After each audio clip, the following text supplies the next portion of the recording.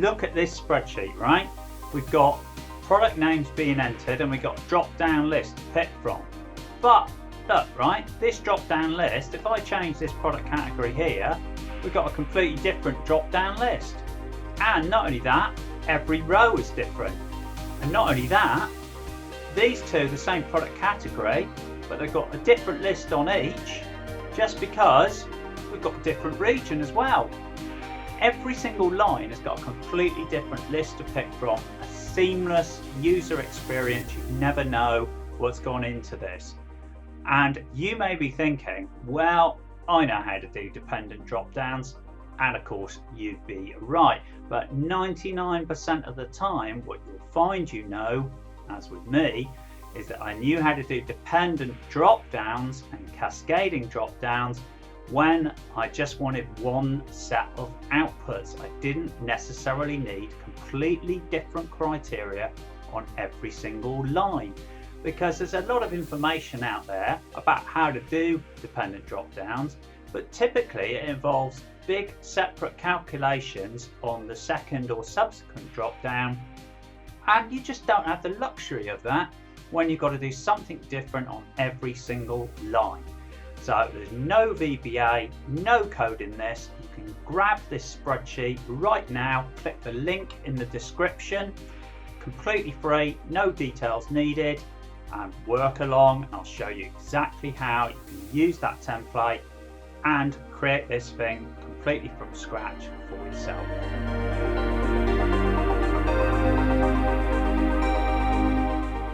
One little caveat is that you're going to need to be using Excel 365 or Excel 2021 onwards to make use of the formulas for this technique. So if that's you, excellent, download, get on with it, we'll crack on. Just want to demonstrate before I show you this one other feature, because you might have thought, well, let's say I pick that copier there for this region, but then I change this to, like, say, envelopes. There you go. I was about to say, well, you don't want a copier to be part of an envelope category, and it's not, it's flagging it up. So it's also going to flag up where you have errors, and now the drop down list has changed to represent the envelopes available in that region. So you've got a bit of semi-intelligence and a bit of error checking built into this too, and of course I'm going to show you how you do that as well.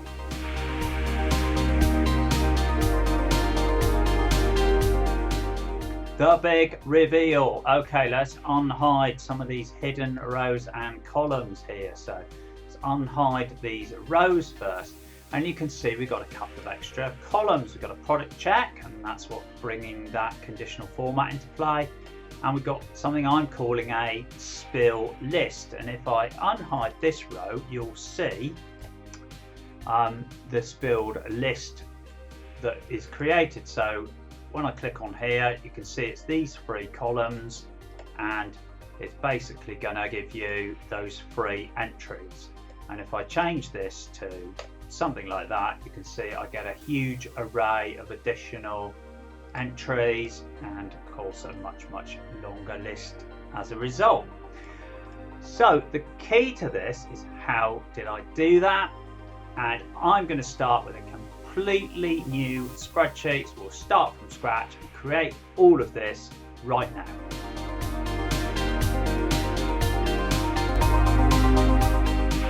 Right, so I've started a blank spreadsheet. All I've done is taken the headers from the input sheet of the other one.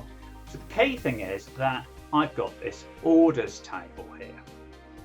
And in this orders table is basically a list of a few thousand, so roughly 4,000 orders with various sort of customers, regions, product categories, etc. And our input is essentially, we're adding on to this, right? And so what I need to do is get my lists from this orders data. I don't want sort of additional kind of lookup tables and things like that, extra data pulled in. I'm just going to get it straight from this. And that way it's going to be live, because as new orders go on the lists are going to update, and the drop downs are going to sort of represent kind of what we can currently achieve. So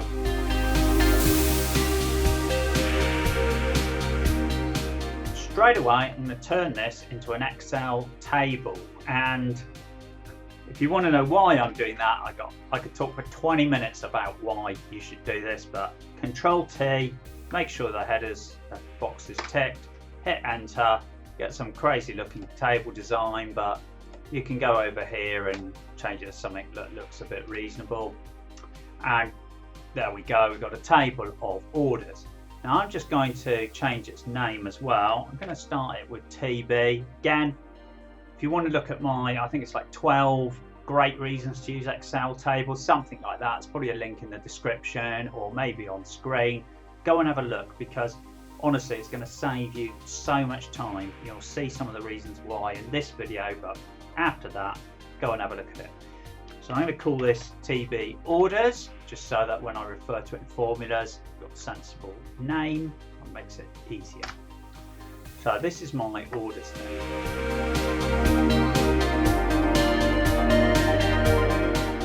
So I want to get, first off on my input sheet, customer name. That could be anything, couldn't it? So let's go for region. I want a list of regions. So how do I get a list of regions? Well, I could copy and paste this and then remove duplicates, but actually I don't need to do any of that. Come over here, put in region, and this is the first of the functions I'm going to be using. Unique. It's a new dynamic array. You can put in a list of items and it'll give you only the unique items back. So what am I going to put in there? I'm just going to put the entire region column. And as long as I'm hovering over the title of the table, I click on the arrow, you get the whole thing highlighted, you get the whole thing typed in nice and simply, hit enter, there we go, there's my list of regions, no problem. Well, there's one minor problem, isn't there? It's in some kind of crazy order. You know, if I'm going to use this for a drop-down list and somebody's looking for Atlantic, they wouldn't expect it to be like the third item after kind of like Western, etc. So we want to sort it. No problem. Embed it inside the sort function. Now if I hit end on that and close the brackets, there we go, a sorted list of regions. That was pretty simple. Right, what about product categories, which is the next one? So product categories, dead simple. What I'm going to do is copy this formula to here. And this is another great thing about tables. F2 to go in there. See it says region. Delete the R. Start with a P. You get a list of everything with P. Product category is what we want. Hit tab. Hit enter. We now have a sorted list of product categories.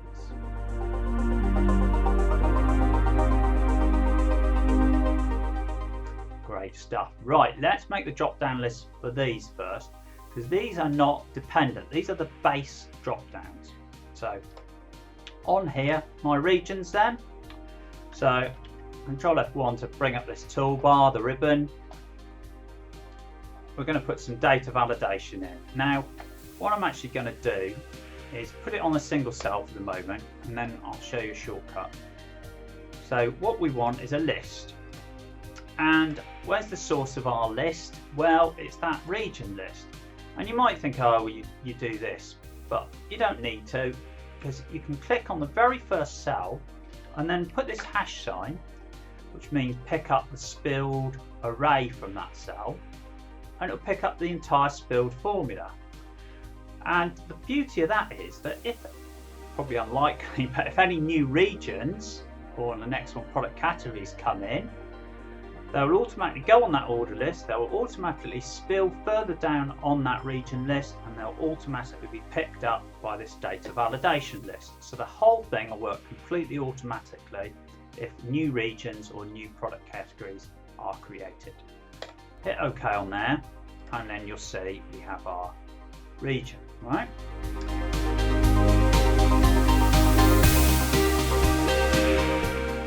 So for the next, for product category, I'm going to highlight the whole column and hit data validation, and I'm going to apply this same list, which is this one. Remember, we can now just put the hash sign on the end. Again, fully dynamic, I'll update with new product categories. hit OK, and now we've got it on every single row of our spreadsheet. And the only silly thing is, of course, we've also got it on the header. So if we just do that same thing for the region, and it says, do you want to extend it? So I'm just going to say yes and hit OK. Now I can then just highlight the top 3 rows, hit data validation. I can hit OK on that, and I can just clear everything. So clear all, and so now we have the region and the product category on every single row of our spreadsheet other than above the title. So it's kind of ideal.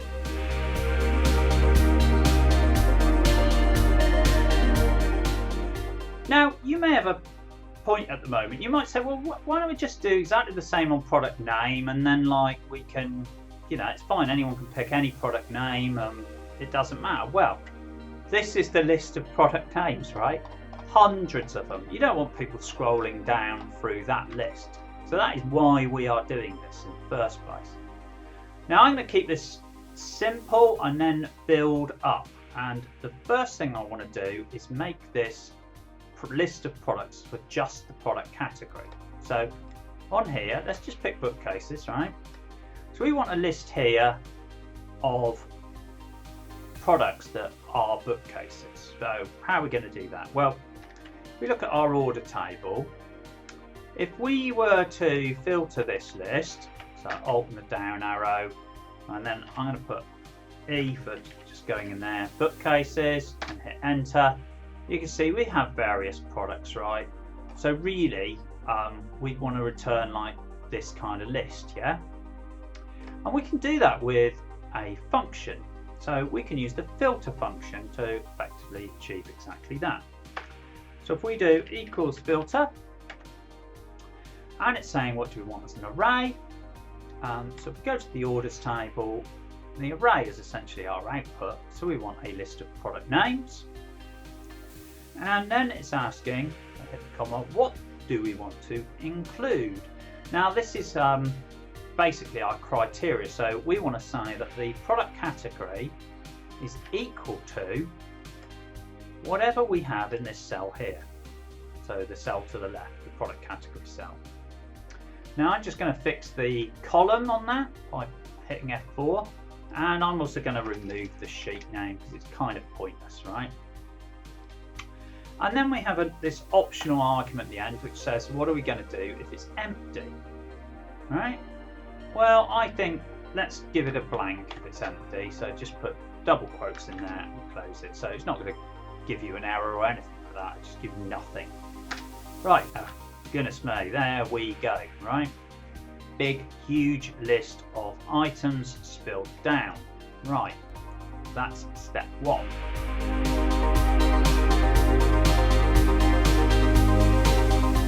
Now, one of the problems we have in this is it's not unique, is it? I mean, look, you've got loads of repeating items and it's not sorted in order either. So we can use the same formulas we used before to correct for that. So we can embed all of this in a unique formula. So let's do this first. Hitting tab there, hitting end to go to the end. So there's our unique list, right? Then we can go back in and Control Home to go to the beginning and embed it in a sort function. Control N to the end. There we go. So now we have an alphabetically ordered sorted list of bookcases. And if we change bookcases to something else, this list is going to change and it might get longer or very long in the case of pen and art supplies. Rubber bands, that's fairly long. So yeah, we're kind of getting there, aren't we? It's pretty good, right?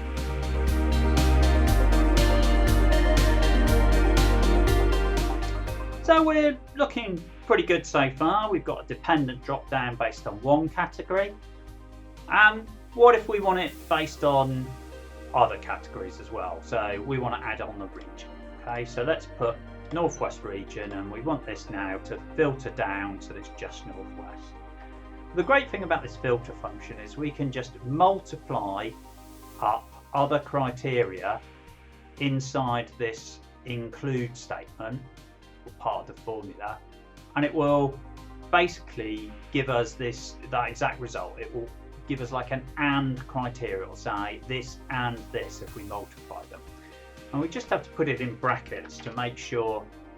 So we put that inside brackets, and what I'm going to do is we'll do this, right, so we can see this formula working a bit better, and that. And if I multiply that criteria there, and instead of products I put regions, so I just hit the, and instead of E4 I put D4. When we do multiply, it gives us all the trues times either another set of trues or falses, and true times false, it treats them as ones and zeros. So 1 times 0, or anything times 0 is 0, right? So if we multiply them both together, only when they're both equal to 1 are we going to get the result. So I'm going to hit enter on that formula, and you can straight away see it has filtered it down. And again, if we start changing the region now, you can see that this list is changing. So we're nearly there, aren't we? Very nearly there. We have a sorted, unique, filtered list of everything that we want. And I'm just going to remove the kind of segregation on that formula so you can see it properly.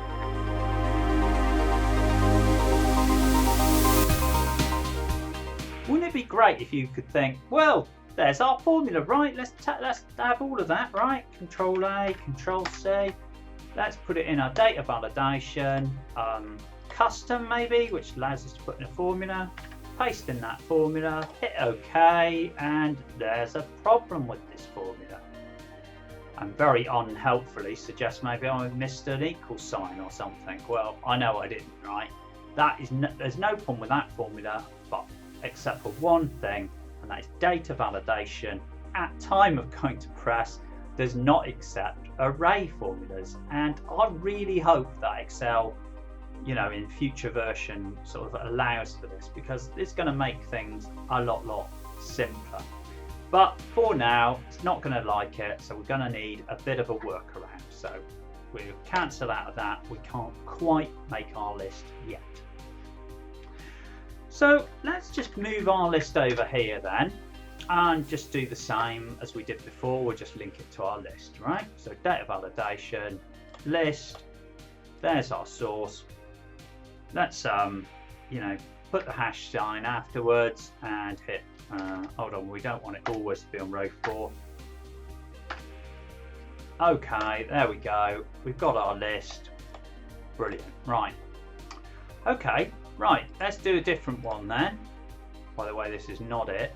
Let's go northwest, bookcases.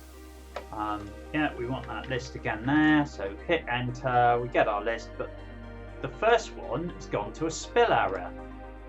So now when we click on that, we just get the spill error, yeah? So if I drag that formula down, I just get tons of errors. So that's not the way to go. So let's remove that. Back to our spilled list. So there's one more function we can do, which is going to give us, keep all of that on one row, and that is transpose. So if we transpose that and ask for an array, well, that whole thing is an array, so we can just go straight to the end and hit enter. We've basically spilt that across the right hand side of the spreadsheet.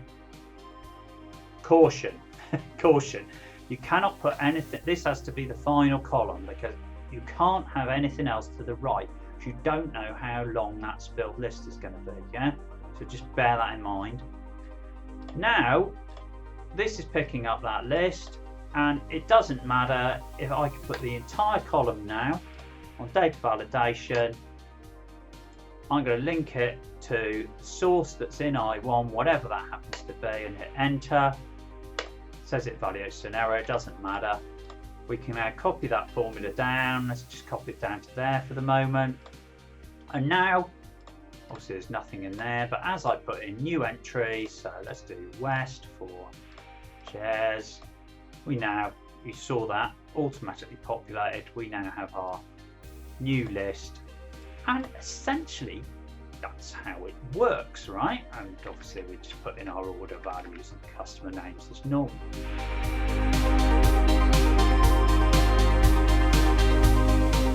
So, you know, that's the crux of it, right? Pretty good, yeah?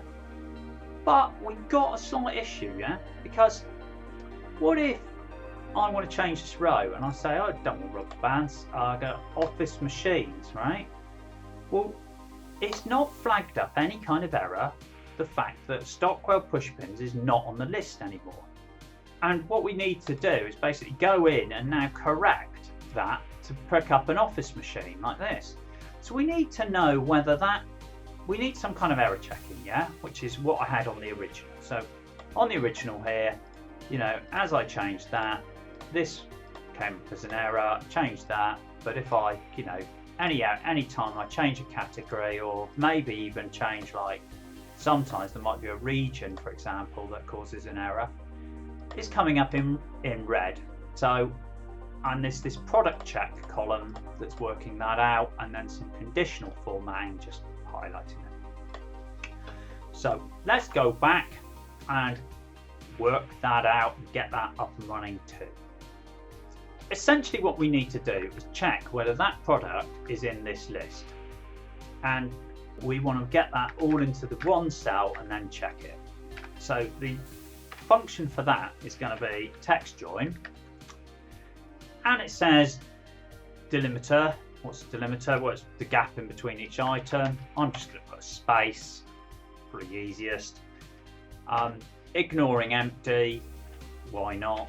Doesn't hurt, doesn't really matter. And then what text do we want? Well, we're just going to highlight that, hit the hash key, we get the entire spilled array. And so that basically now is going to be a formula that is all of the text in our spilled list.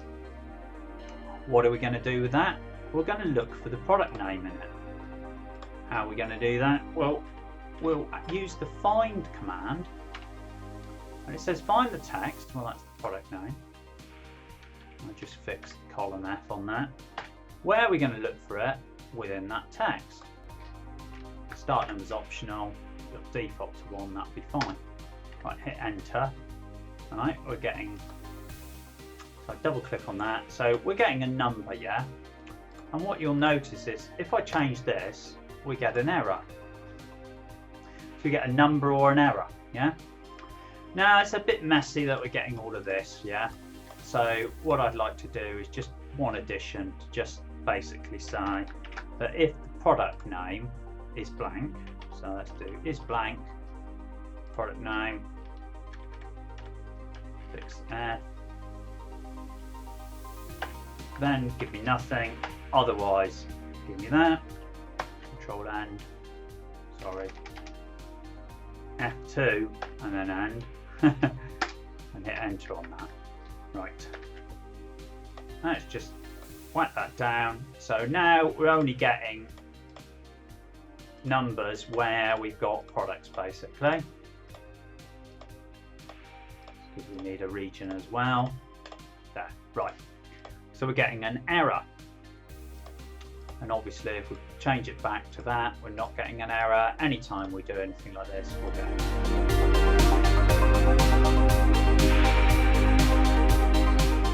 How are we going to use that?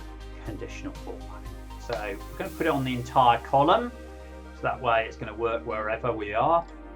And we want a new rule based on a formula. What's our formula? Well, we want to know if whatever's in column H is an error. So we'll do is error, and what we need to do is the active cell is F1, and you can see that because it's white, but also because we highlighted the whole column, it will be the white cell, it will be the top cell. So we need our formula to look at the top cell and not fix that reference, so that whenever it goes down, so when it's an F2 it'll look at H2, you know, etc, etc. We can fix column H. I mean, it's unnecessary, but it's just good practice to get in the habit of putting $ signs into your formulas in the right place. So we're just saying if H1 is an error, so that formula will either come out with true or false. And of course, if it's true, it's going to apply a format. So in other words, if it's an error, apply this format. What format? Well, let's pick a red background as I did before with white text. So high contrast, very clear there's some kind of problem, and hit OK. And then I'm going to hit OK, and straight away you can see that one has come up with an error. And when I correct it, no error.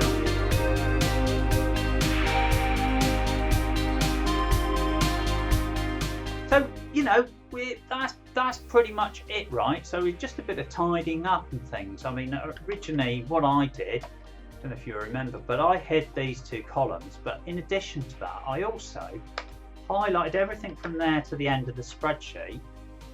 And I made the text white.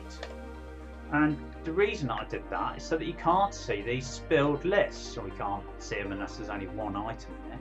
And if I hide those two columns now, Control 0, then it's not entirely obvious what's going on, and we're not revealing our kind of methods here. So, you know, as we do this, we're just getting nice clean stuff, and as we, you know, create errors, everything's working. So essentially that's a few kind of final touches.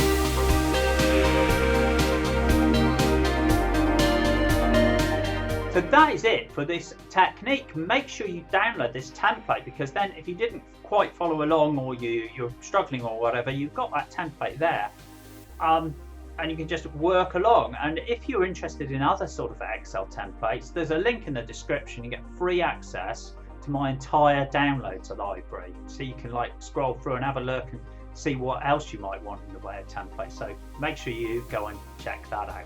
Hope all this stuff is useful. Hope to see you soon. I'm John. You've been watching Up for Excel.